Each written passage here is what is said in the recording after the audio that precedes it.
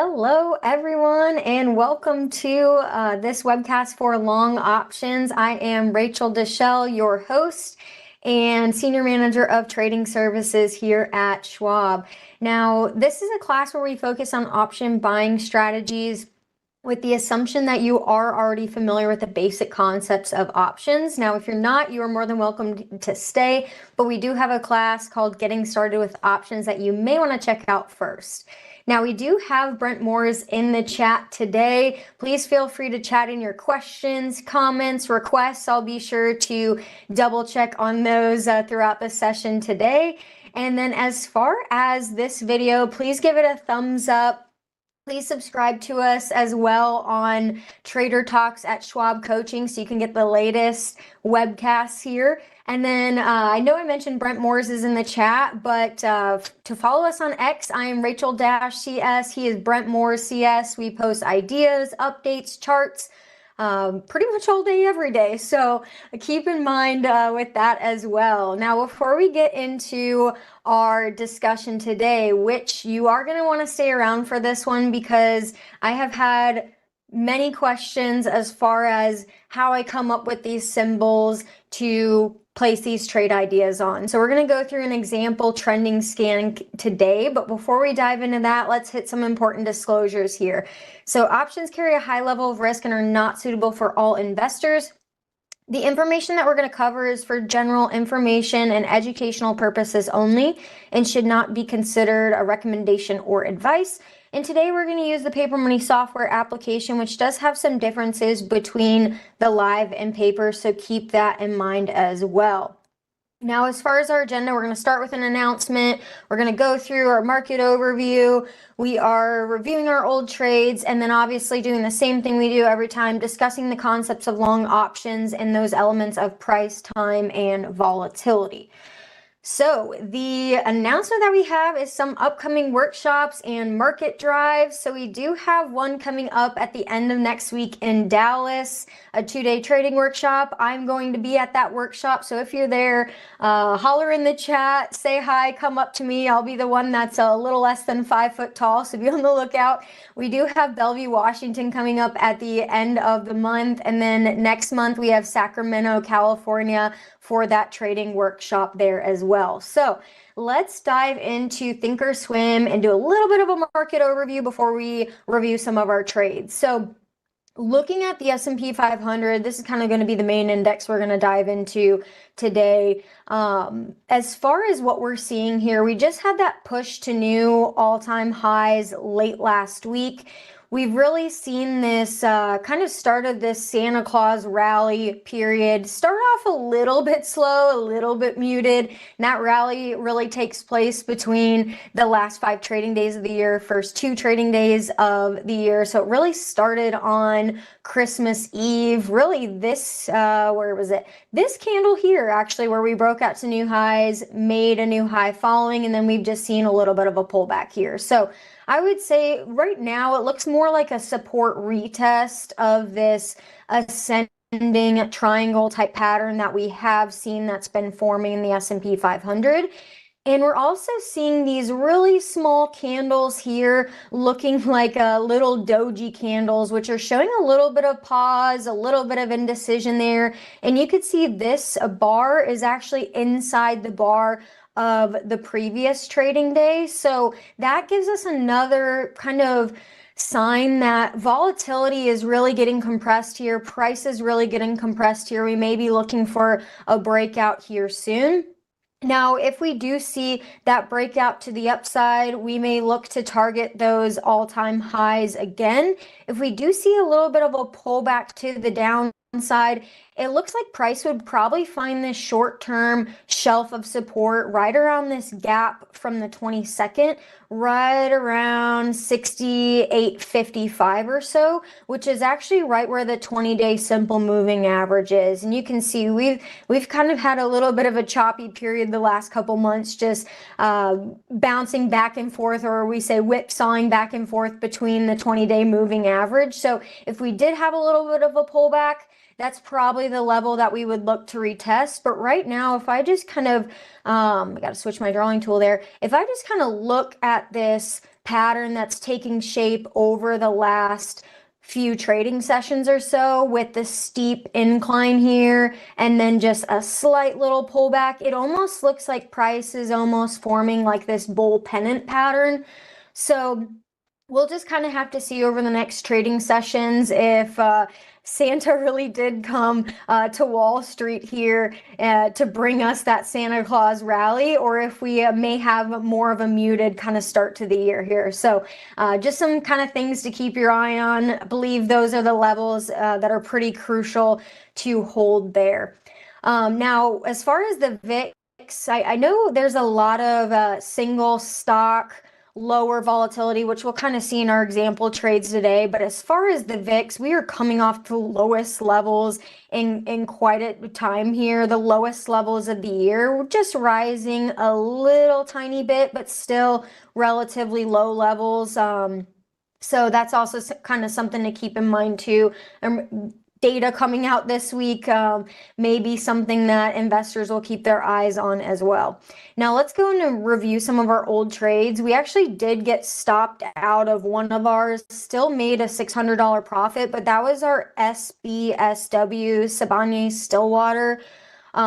So we did get filled on that one, got stopped out of that one, but these are the other trades that we are currently in and where we kind of stand on those. So TJ Maxx was our leap option. We're still keeping that there. It's still in an uptrend. We have Philip Morris. We're up a little bit on that one, especially on the day today. We're up still on GEHC. If you actually look at a chart of GEHC, you can just see it broke out of that range, which is why we took that trade. Essentially, we wanted to take that bullish trade for that measured move from that really long range that we saw. But right now, and over the past couple weeks, it's been a little bit muted. It's been kind of in a sideways pattern here, so it's just kind of churning along. But we do want to keep in mind that we do have 170 days left till expiration. So even if it does nothing for a little bit, still makes its move higher. In addition to volatility picking up, that could influence the price of our option to the upside there. And then CNC, we took that trade based off of a cup and handle breakout. It's had a few support retests here, still up on this trade here in the short term. But again, we still do have 170 days left until expiration there. Let's see about the chat. Okay, VIX is very low. I think that would make sense. Yep. Jay Richardson said, Santa needs to lay off the cookies and get moving. I think so too. It's giving him some extra weight there. So he needs to shed some pounds and get moving here for us in the short term here. And then I see Mary put something in there about stopped out on Rocket Lab as well. Yep, that was another one. Let's take a look at that one in our, let's go to our monitor tab, account statement, and let's look at the last couple weeks, RKLB. Okay. So we got stopped out on that one as well over the past couple weeks here too. So that was another one that we kind of took a little bit of a loss on, but it's a good thing that we had our stop in place for some of our risk management. Good call out there, Mary. I had actually missed that one, so thank you for that. So that's kind of our trade overview there. Now, I mentioned in the beginning that we're going to go through a scan for how to find some of these potential setups. We're going to go through a bullish scan today, but you can definitely change the parameters to make it more bearish tilted as well. So it's going to be a short term, really kind of support retest scan in a structural longer term and short term uptrend. So we're going to go through that today. I do get so many questions though about just how I find some of these symbols for price patterns and the trades. And I do want to be really honest with you guys. I actually just build a very simple scan and I put in just a few parameters. I look in all listed stocks.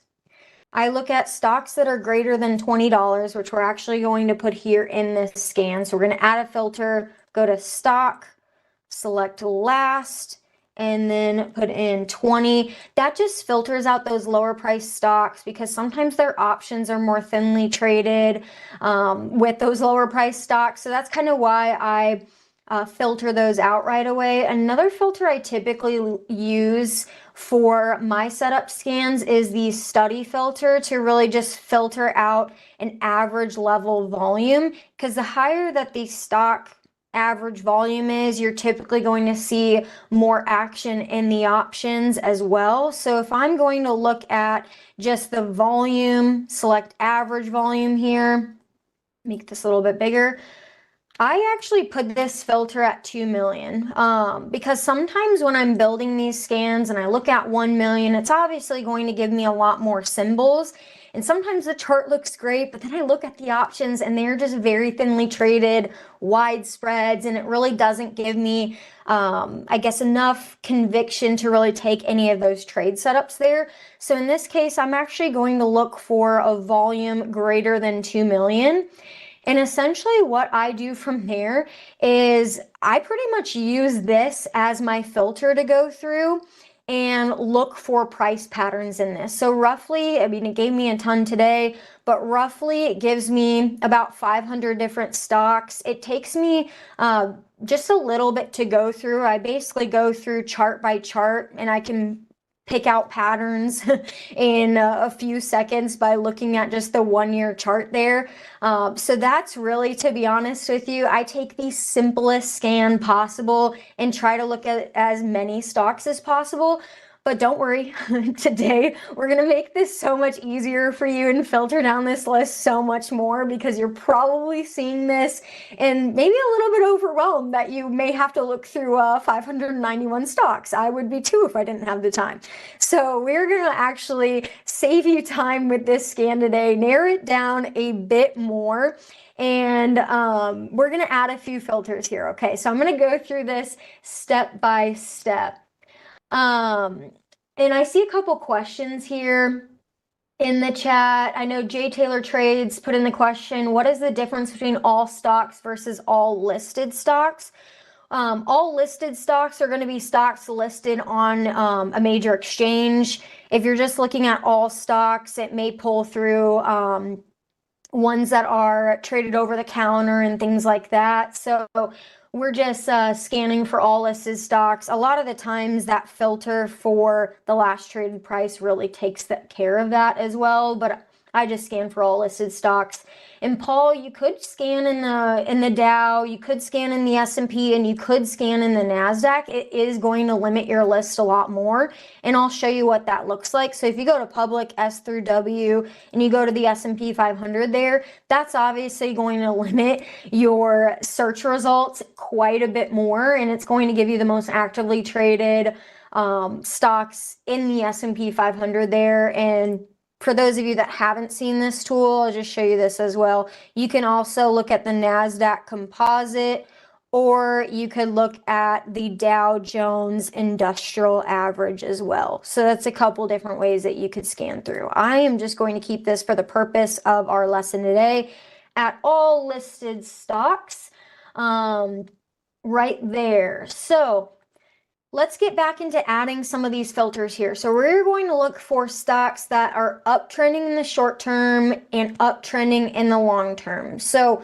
one of the filters that I'm going to add and start with is a study filter here. And I'm going to put in a few different parameters on the same different condition window. And I'm going to look for a stock that's trading above all of its moving averages, all the major moving averages. So trading above the 20-day moving average, trading above the 50-day moving average, and trading above its 200-day moving average as well. So I'm just going to take this study filter here and go down to custom, and this is going to pull up my condition wizard here. And I know many of you have probably seen this before, but for those of you that haven't, we're just going to go through step by step on adding some of these filters. So I'll click on edit here. That's going to be my first step. I'm going to make this bigger so we can see this window really take up the screen. The first thing I'm going to do is select price and select close, because I want the current price or the closing price to be greater than study. and I'm going to type in simple moving average. And I'm going to change this first to the 200. So we'll do that and we'll work our way down. So I'm going to hit save on this one. You can see that this ThinkScript language is added in here. The close is greater than the 200-day simple moving average. Let's do that again, add another condition. The only thing that we're going to change here is going to be the 50-day moving average. And Wiley, great call out there. The study filters do not work in paper money. So you will have to do this in a live account. Because my account is special, it truly is a paper money account. Trust me, Schwab is not giving me $128,000 to trade with. This is still a paper money account, but it has the capabilities of live. So keep that in mind as I'm showing you that. But thank you so much, Wiley. That is a great reminder and a good heads up for you here for those of you that are following along. So you would have to do this in the live. So I'm going to add a condition here again, do the same thing that we did before, select price, close. Oops.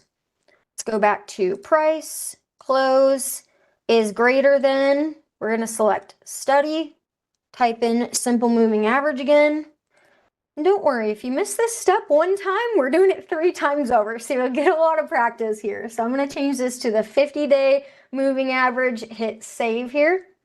Okay, one more to do. So add condition, price, close is greater than study, simple, and we are going to select the 20-day moving average. Okay, so that's the first step. We have all of those in. We want a stock that is trending up in the short term, trending up in the intermediate term, trending up in the near term. But maybe we're looking for a stock that has pulled back, retested a recent level of support. So I'm actually going to add another condition in here. And when a stock retests a level of support, it could mean that the stock has traded through that level of support, or just traded down near it and kind of touched it, brushed it a little bit, and is now still trading above that level. So what we're going to use is we're going to look for stocks that have retested their 20-day simple moving average within the last few days. So I'm going to show you exactly how to do that. We're going to select a condition here. We're going to select price. Now, in this case, we're not just looking for a closing price, but we're looking at the entire distance of that candle. So from highs to lows, if any part of the candle has penetrated that 20-day simple moving average, we want to look for that for our support retest. So I'm going to select low here. I'm going to select low, and I'm going to say crosses, study, simple, just like before. Select the 20, and if you want it to be really recent, you could select within 1 bars. So what that means is that this current bar or this current day has had a low that is traded below the 20-day moving average, but the close, in this case for the day, it's going to take that close as the current price or the last traded price, unless you run the scan after the market. That's going to say that the current price is above the 20-day simple moving average, and this low or this candle has traded below the 20-day simple moving average today. So we're just going to change this to 3 days to say within the last 3 days or so. So either in the last, this session today, the session on Monday, or the session on Friday, if the stock traded below the 20-day moving average, this is what we're going to look for. So we're going to hit save here. Okay, and I'm just going to just leave that up for a moment there. And Paul, 3 to 5 days would work. Yep, I'm glad you agree with me there. 3 to 5 days, anything recent. I know some folks, if you don't get the results that you're expecting, you could widen that out a little bit, because maybe this stock has been a little bit range bound for the last few sessions. So you could widen that out to within 5 bars.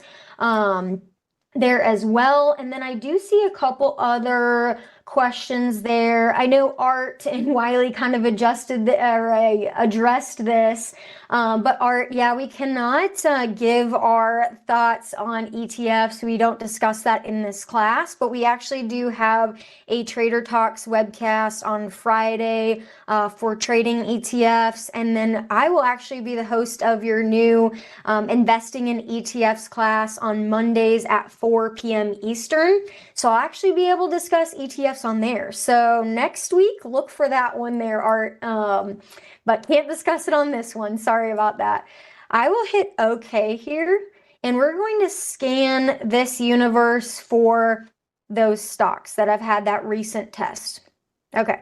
So that's actually going to give us a good amount. You should probably see a lot of really familiar names here in this bunch. Some of them don't really ring a bell, but a lot of them do. We see Berkby, we see Google, Dollar Tree, Alaska Air, some of those really familiar ones there. So we're going to pick and choose from this list when we are going to build a couple of bullish swing trades today.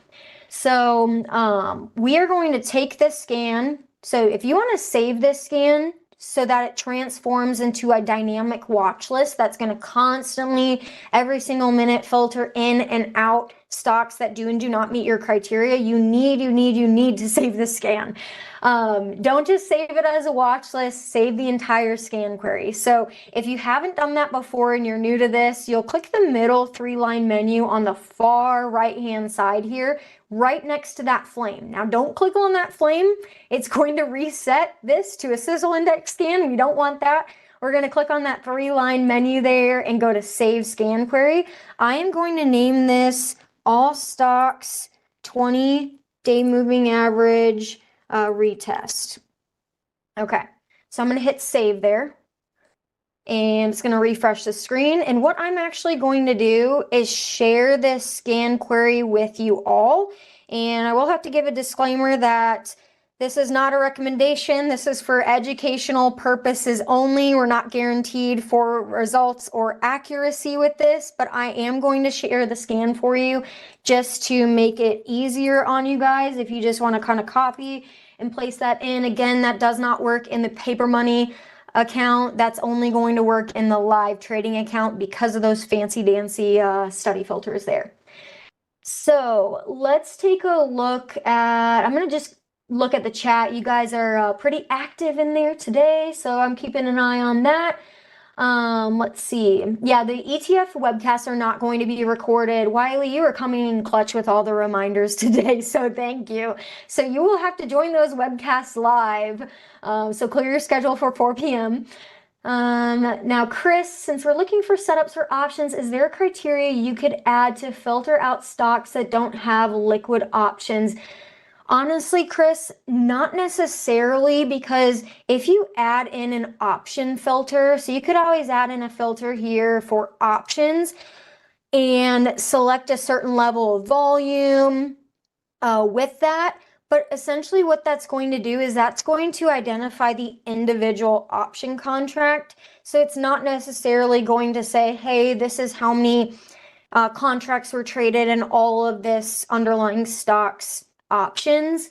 So currently there really isn't a great way to do that, but that's why I like to look at a little bit higher in volume when I am trading the options, or when traders are looking at the options. I know that they will look for that, just because the more liquid the stock, typically the more liquid the options too. So sorry, that's not ideal, but that was what traders have been using. So let's take a look at the results that we got on this scan. There were a couple here that kind of piqued my interest, and one of them is Berkby. So that showed up on the list here. Let's take a look at Berkshire Hathaway here. Now, when you guys see this chart, is there any type of patterns? Is there any type of setup? Is there any type of trend that you notice here on the chart? I am going to give you this just a couple seconds here to catch up in the chat to actually see what you may see on this chart before I highlight a few things here. And I'm going to just keep an eye on a few questions as I'm giving you time in the chat. And thank you, Brent, for putting that in about intersecting with penny increment options. That's a good one as well. Okay, so Jay Taylor Trade says he sees a wedge. Okay, so I see a few different things. I'm going to point out the first and obvious one first is the trend. Okay, so we see higher highs and higher lows. So I'm just going to point out those things first, give you guys even another minute to put in some other things that you're seeing there. Yes, Michael, I see a symmetrical triangle too. I see that as well. So I'm going to draw that on the chart. There are a few different things happening here. So we have this triangle as well. We have that one. Okay. So we have a little crisscross of the triangle here. We just had that breakout. So I'm going to zoom into what we're seeing here in the short term. We're seeing higher highs, higher lows. That's showing us that there has been an uptrend over the last few months here. We are seeing that price has been whipsawing back and forth above and below this 20-day moving average here as well. And it actually just recently broke above that, and it's trading well above that now. And we see a breakout of this symmetrical triangle pattern. And what actually identifies a triangle pattern where it's two touches on the upside resistance and two touches on the downside support. So we had that touch up here back on the 28th. We had that touch right here mid-December. We had the lower kind of touch, craft that out. We had another touch here a little later in December. We had the most recent touch here with the last trading day, and now, boom, a breakout. So we have that as well. Another thing that I found interesting when looking at just these swing highs and lows, for those of you that use Fibonacci retracements, hopefully this isn't adding too much to your chart here. We'll clean it up in a minute. But another thing that I found interesting with this chart was if we take the Fibonacci retracements here, and when we look for support levels or pullbacks in an ongoing uptrend, we want to connect the most recent low with the Fibonacci's to the most recent high. And so when we see this, if I zoom in a little bit more, apologies for the messy looking chart here, but from swing lows to swing highs, we had almost exactly a 61.8% retracement from that entire move, which that is typically that final support level that says, hey, this trend is still intact here. That's typically where we see buyers step in if that bullish trend is still going to remain intact here. So we had that support that was held here, and we had another retest of that 50% retracement there. And then most recently, we tested that 38.2% retracement, and we're really bouncing from that level. So a few things to kind of look out here with this one. And Chris, I don't think this breakout is too late. We're still on the first day of this essential breakout, really. I'm going to remove that drawing. It's the first day that it really broke decisively above that 20-day moving average. It also is the first day that it had this power move above its trend line resistance. So I definitely think, I know a lot of traders may look for a percentage move beyond that trend line resistance, may look for a couple closes. So some traders actually on the other side of that, Chris, may look for a little bit more of confirmation. But if I look at where the current price is now compared to where it broke out from, it's not even 1 percentage point yet. So we may want to wait till 2 percentage points above this resistance or 2 closes there. We're just going to say that we're going to wait for a 2% breakout above that level. So where would a 2% breakout be above this level? Let's just kind of see here. I think it's anchoring. Okay, there we go. So a 2% break would be right around 511.27. Okay, I'm going to mark that here. Okay, so, and that's quite a bit of a move. And 511 right there, That's quite a bit of a move outside of this decisive break of its triangle period here. So if you don't want to wait for that level of a move, you could use some of the other reasons for confirmation. You could use the close above the 20-day moving average. You could use the Fibonacci's as another reason with that break above that, or that bounce above that 38.2% retracement. So a couple kind of things to keep in mind there for traders looking for confirmation. Like I mentioned, it will look different for different types of traders. So they may place their entry signal on that one as well. I see a couple other questions in the chat. If the shared scan doesn't work, just make sure you're going to open shared item and then opening the shared scan, and it's actually going to save underneath this menu. So if you load the scan query under personal, you should see it there. You may have this setting where it doesn't actually opened where it actually opened up right after you shared it. So it's going to be within this load scan query personal, and it's going to be within that list there. So hopefully that helps. Let us know in the chat if you found it. I know Brent would be able to help with that a little bit more. And then I see a couple other questions. What is this stock? This is Berkshire B. So BRK/B, that is the chart that we are going through right now. What other questions? If you have time, I would love to know how you do the white trend line at 5/11/39. So essentially all I did with this was kind of talking about confirmation here, and I measured a 2% break above this triangle pattern resistance here. So right now we're about 70 basis points above that level. So traders may wait for a little bit more confirmation. If they are, some traders, like we've done in this class or in my trading price patterns class, we've looked for that 2% break out of a price pattern. So what I did when I took the top of that level, I just clicked the middle scroll wheel in the middle of my mouse, and you could go up to the drawings menus too and use this one with a $sign, that price level tool, and I just double tapped right at that level where we drew that other trend line there. So that's how I drew it. And then you can obviously go in and edit the properties and label it as well. So hopefully that helps there as well. Now, we talked about confirmation. We talked about some of these things regarding the trend. So we know that we're going to take a bullish trade on this one. We are going to buy a call option, but we always need to take into those other considerations like time, like implied volatility, like how we're going to select a strike price, and what kind of move we're going to possibly get on our option. So all those different factors that affect the price of our option. So what I'm going to do is take a little zoom out here. I'm going to clear up this chart a little bit, and I'm going to add an implied volatility study down here at the bottom. So if you don't have that already, I just had it hidden. You can search for IMP volatility. That will give you the implied volatility study. And I'm going to place that on the bottom so we can actually see where implied volatility is currently compared to where it's been over the past year.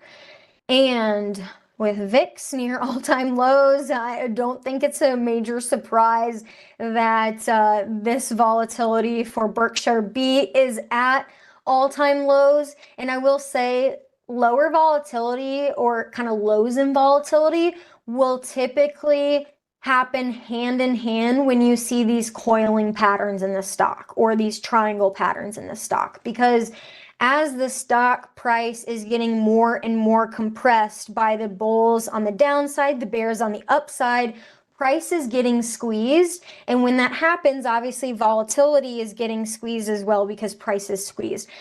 So typically from there, we know volatility is mean reverting. So periods of low volatility tend to switch to periods of higher volatility, which typically tends to happen on breakouts, and volatility can move in either direction. So price can move up, price can move down with these bursts of volatility. But right now we have no earnings announcements in the near term here. Volatility is at these almost record lows, probably record lows for this stock for the last year. So this tells us that we would be getting some relatively cheap options just due to the the level of volatility, because the options become more inflated when volatility tends to increase. The other thing we want to keep in mind as far as time, we talked about this being a short-term trade. We have that retest of the 20-day moving average, and we look and see that over the last month or so is really when this triangle pattern has been taking place. So this kind of tells us that, okay, if this formation has happened over the last month or so, the 20-day moving average is typically a trading month. We are going to look for at least a month in time, so probably about 2 months in time on this option here. So let's move over to the trade tab already. We spent enough time analyzing the chart there. We can also see the current IB percentile, which I think is no surprise. It's at 0 right now, so these are record lows in volatility. We want to look at least 2 months out. 52 days is kind of close. I may actually look a little bit further at the 20th of March in this case, actually, since this one is a little less than 2 months. So I'll look at the one that's about 80 days out from expiration, and we'll scroll down on the option chain here and look at some of these contracts. Something that we talk about quite a bit in this class is level of liquidity. Obviously, the first measure of liquidity that you're going to see with these options is how tight the spread is. And reminder, we do look for option spreads that are less than 10%. So we do have some pretty tight spreads, decent spreads here on the call side that we're looking at, especially with the slightly in the money options that do have a little bit of intrinsic value. We do see volume, we do see open interest there as well.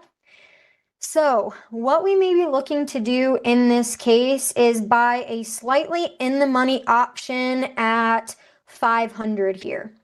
So 500 is going to give us a delta of 0.61. We've covered this a lot in this class, but for those of you that are new to the Greeks, D for delta, D for direction. That is the easiest way to remember it. That delta is going to tell us that theoretically, if the price of the stock moves up $1, the price of our option is going to theoretically move up 61 cents if all other factors stay the same.